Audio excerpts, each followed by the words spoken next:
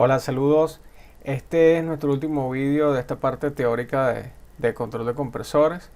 Y en este video específicamente vamos a hablar acerca del control de capacidad o también conocido como control de performance.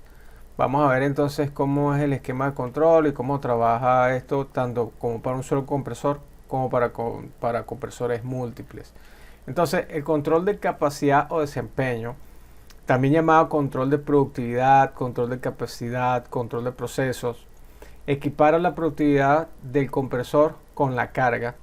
Puede basarse en el control de presión de descarga, presión de succión, flujo neto para el usuario. Esto es importante tenerlo en cuenta, de que estas son las variables objetivos que típicamente se controlan en los compresores. O sea, yo quiero presión de descarga, presión de succión y flujo neto. Más que todo aquí, presión de descarga y flujo de succión, los compresores centrífugos juegan un papel fundamental, y el flujo neto para el usuario, o sea, también el centrífugo tiene bastante que ver, y el axial, más que todo la variable objetivo es flujo, y los centrífugos, la variable más que todo es presión de succión o presión de descarga, ¿okay? Hablando de la variable de control de carga que voy a implementar. Bien, vamos a ver entonces uno de los algoritmos, o para ir ilustrando cómo funcionarían estos controles de capacidad. Fíjense, aquí tenemos uno que es por venteo. Esto es ineficiente, pero es para ilustrar cómo funciona. Fíjense que yo voy a tener aquí el setting de presión, pero y tengo mi curva del proceso, pero el compresor, para poder alcanzar este punto, debe trabajar a este nivel de potencia, ¿ok? Entonces fíjense que idealmente pudiera estar parado acá en el punto B, y entonces fíjense que hay una pérdida importante, ¿okay?, de energía. Entonces no conviene este tipo de esquema de control. Sin embargo, se presenta porque es bueno saber que puede hacerse el control de capacidad de esta forma con el reciclo o venteo.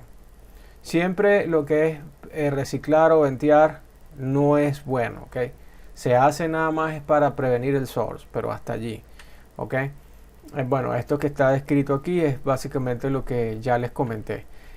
También yo lo puedo hacer por estrangulación de la descarga, y es extremadamente ineficiente. Fíjense que yo tendría que estrangular aquí la descarga. Voy a tener mi compresor operando acá, y miren la pérdida que hay, ¿verdad? Hay una caída de presión. Básicamente el control de capacidad se hace por esa caída de presión para poder controlar este punto N y el nivel de potencia que voy a manejar. Totalmente ineficiente, ¿ok? Entonces no conviene este esquema de control.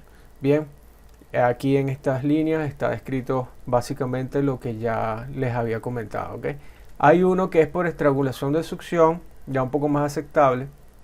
Sin embargo, no es muy típico, pero se los comento. Pudiera ser que en máquinas con un motor eléctrico pudiera ser que se pueda trabajar de esta forma. Entonces yo puedo estrangular la succión y voy a tener unas curvas para esa estrangulación. Fíjense, aquí tengo una, aquí tengo otra, y fíjense que para un nivel de potencia en este punto A puedo lograr la regulación, ¿ok? Entonces, bueno, esto es una forma de hacerla. Aquí igualmente está listado de una manera muy análoga a lo que ya les he comentado, y el control por las guías, específicamente en el compresor axial, es uno de los más, es bastante eficiente, ¿ok? ¿Por qué? Porque, bueno, simplemente fíjense, estas son mis curvas de desempeño para los diferentes posiciones de álabes, de ángulos de álabes, y veo aquí mi resistencia de proceso, mi curva de resistencia de proceso. Entonces, si yo quiero operar en este punto A, voy a tener una apertura de los álabes correspondiente para poder trabajar aquí, y eso va a corresponder también con un nivel de potencia, ok. Así que esta es una de las formas bien sencillas de trabajar. Esto aquí, esta variable, estamos trabajando con presión, pero pudiera ser también flujo de la descarga, ok. Entonces, bueno, simplemente es una de las formas de trabajarlo. Muy bien, aquí tenemos el control por variación de la velocidad. Es el más eficiente de todos. Esto se puede hacer en los compresores centrífugos, donde puedo variar la velocidad. Por lo general, en el compresor axial yo no varío la velocidad para controlar el control de capacidad, sino los álabes. Y en el caso de las máquinas centrífugas es muy común manipular la velocidad de la máquina, ¿ok? Entonces, igual que acá, fíjense, tengo curvas de desempeño para cada uno de los niveles de velocidad. Aquí tengo mi R de proceso, y si yo voy a trabajar aquí en el punto A, tengo mi set point, hago mi ajuste de set point, él va a ir al lazo de control de velocidad, lo ajusta a la velocidad para lograr esta presión de descarga, y utilizo este nivel de potencia. Totalmente eficiente, totalmente eficiente. Aquí no hay pérdidas por estrangulación, no hay pérdidas de ningún tipo, nada de esto. O sea, esto trabaja verdaderamente muy bien. Es la forma más eficiente de hacerlo. Aquí está descrito lo que de alguna manera ya les comenté. Y bueno, hay algoritmos, y ahorita, bueno, estamos estudiando esta marca de CCC, donde su algoritmo permite hacer unos controles de límite para asegurar que la máquina trabaje bien. Entonces, digamos que yo debería tener control de la presión de descarga, pero no exceda la máxima corriente del motor.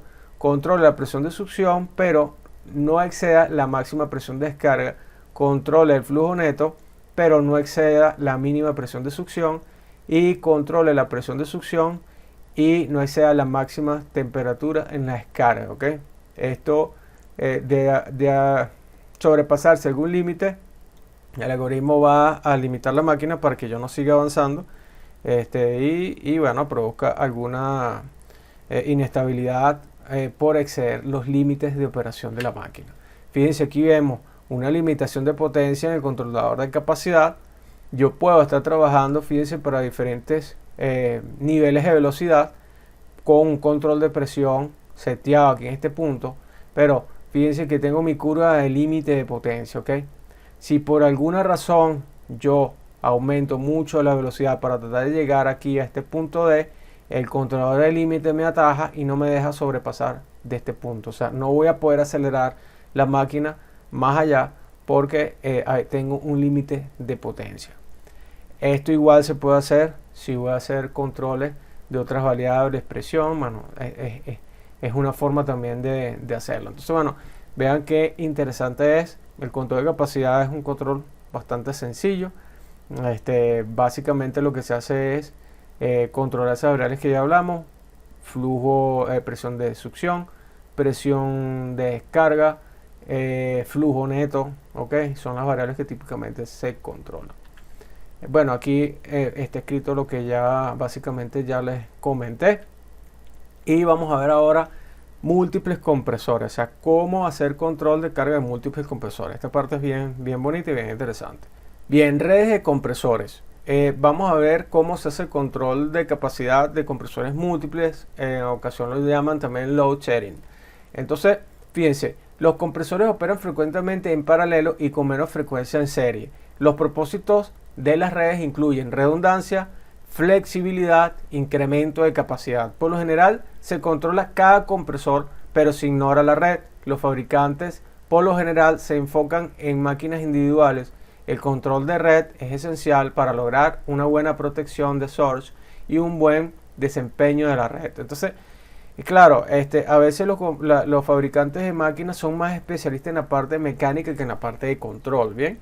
Y vamos a ver cómo hacer estos arreglos para hacer el control de compresores múltiples, control de carga. Entonces, objetivos de un sistema para compresores en paralelo: mantener la variable primaria de desempeño, capacidad, flujo, presión, compartir óptimamente la carga entre los compresores en la red, mientras que se minimiza el riesgo de source, se minimiza el consumo de energía y se minimiza los disturbios en el arranque y el paro de compresores individuales.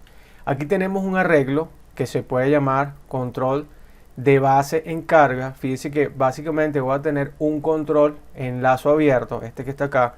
Aquí se omite toda la instrumentación de la protección anti-source, pero se sabe que existe, pero se omite, ¿ok?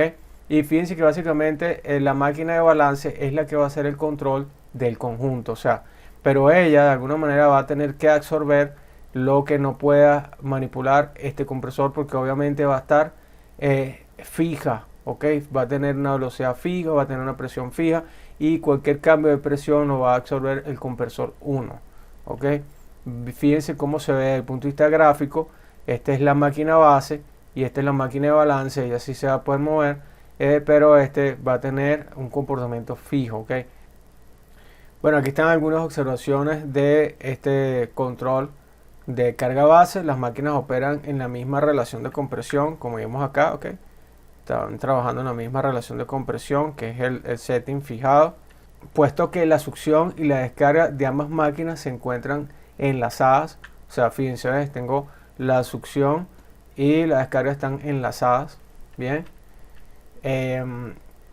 Apoye la carga en uno o más compresores y deja a los otros absorber las variaciones de la carga, que es lo que se está haciendo. Fíjense que este como tal está absorbiendo el control de carga y este está estático. La máquina en base se encuentra totalmente cargada y trabaja sin reciclo. La máquina variante puede estar trabajando con reciclo. La carga puede ser redividida para eliminar el reciclo. Bueno, son algunas de las consideraciones de este tipo de control. Aquí tenemos otra forma, que es la división equitativa de flujo. Ok, ya este es un control más basado en flujo, así como se muestra acá. Fíjense, tenemos un lazo de control maestro, pero estoy midiendo en cada arreglo de compresor el flujo, y va a haber un set point remoto que en función del flujo hace el control en cada máquina. Okay, esta es una forma de hacerlo. Aquí se ve, fíjense cómo estaría el mapa del compresor. Flujo equitativo, porque lo que se persigue es eso, que el flujo sea equitativo. Entonces, bueno, aquí se ve cómo gráficamente se representaría. Las máquinas operan en la misma relación de compresión por la misma razón anterior. La máquina 2 opera con reciclos, mientras que la máquina 1 todavía tiene una zona efectiva de operación. La división equitativa de flujo puede funcionar si ambas máquinas son idénticas, cosa que no siempre es así, porque nunca son idénticas. Y un sesgo en el punto de ajuste remoto solo trabajaría si las curvas tuvieran la misma pendiente. Entonces son consideraciones que tenemos aquí a la hora de trabajar con esta división equitativa de flujo. Bien, el que me parece más eficiente y el recomendado es este, el control equidistante, compresores en paralelo. Fíjense, voy a tener un lazo de control maestro, que es el que va a controlar la carga de ambos compresores. Aquí este compresor, este arreglo de control va a estar viendo la desviación de las máquinas, y en función de esto hacer el ajuste para controlar la carga en ambos compresores. Esto es algo que funciona muy bien. Fíjense, aquí vemos el mapa del compresor. Aquí obviamente ya sabemos lo que pasa con una relación de compresión, pero lo importante acá es que fíjense que la desviación en el compresor 1 es igual a la desviación 2 del compresor 2. Por eso es que se habla de control equidistante, ¿verdad? Va a trabajar de forma equidistante, ¿verdad?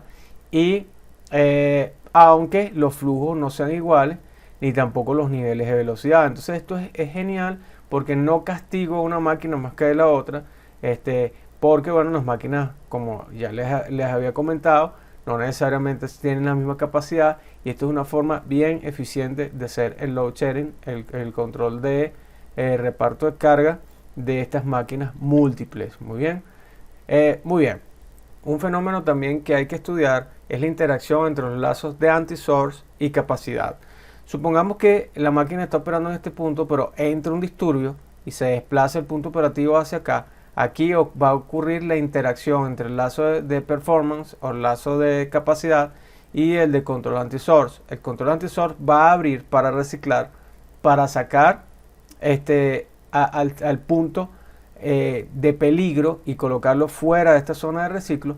Pero al hacer esto, de alguna forma, el control de performance también va a tratar de reaccionar para tratar de llevar al punto operativo al nivel de presión correspondiente. Entonces aquí, fíjense, se produce esta interacción entre ambos lazos de control.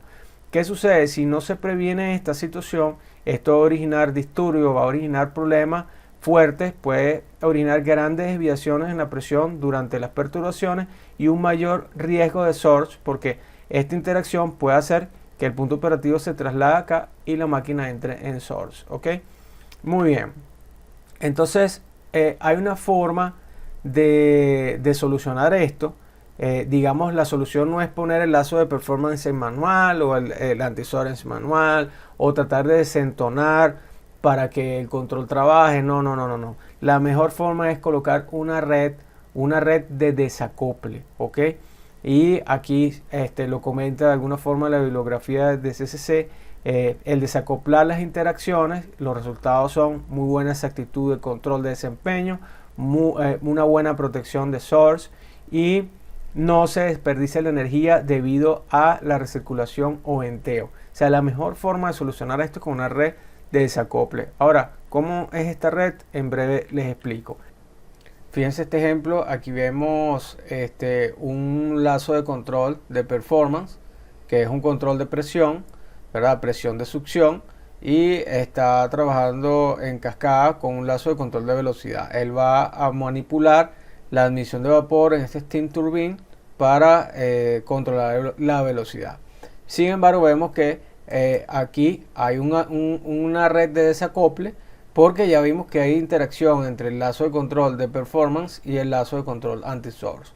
Como habíamos hablado, si llegase a ocurrir un disturbio, el lazo de control anti-source va a abrir la válvula y de alguna manera esto va a introducir una perturbación en el lazo de control de performance. Entonces, a pesar de que este lazo trate de sacar el punto operativo fuera de peligro, entonces el lazo de control de performance va a reaccionar para mantener la presión en el punto de ajuste y ahí es donde se produce la interacción. Entonces, claro, esta red es una red digital que tiene su algoritmo, se comunican estos dos controladores y existe un algoritmo de desacople que separa esta interacción para que la influencia del lazo de control de performance no altere el comportamiento del anti-source y el anti-source no altere el lazo de control de performance. Entonces aquí vemos un ejemplo bien interesante porque además de la red de desacople vemos la implementación del sistema de control anti-source y el sistema de control de capacidad o performance trabajando en el mismo sistema, ¿verdad? Que es lo que típicamente existe en un control de compresores. Fíjense, aquí les muestro lo que es la red de 2x2. Una red de 2x2 me permite separar este lazo de este. Fíjense que aquí hay una especie de como si fuera control prealimentado, que cualquier influencia de este lazo, la red de desacople, separa la interacción que puede haber entre el lazo 1 y el lazo 2. Eso es lo que hace esto. Si no se comprende muy bien este punto, bueno, los invito a que ubiquen material en la bibliografía de control, la parte de teoría de control, donde se explica esto, y en internet, bueno, hay bastante información que habla acerca de esta parte de desacoplador de 2x2. Bien, aquí vemos un ejemplo. Fíjense, este es un tren de compresión. Tengo dos secciones de compresión, un mismo eje. Estas secciones están arregladas en serie. Y tengo mi control de anti-source para cada sección y un control de performance de la presión de succión que trabaja en cascada con un lazo de control de velocidad. Aquí vemos, fíjense, este es el lazo de control de performance y al mismo tiempo tengo el desacople para trabajar lo que sería el control anti-source. Así de esta forma, cualquier disturbio que pudiese haber no va a afectar, digamos, cualquier movimiento que tenga el control de anti-source, no va a originar interacción en el lazo de performance y viceversa, ¿ok?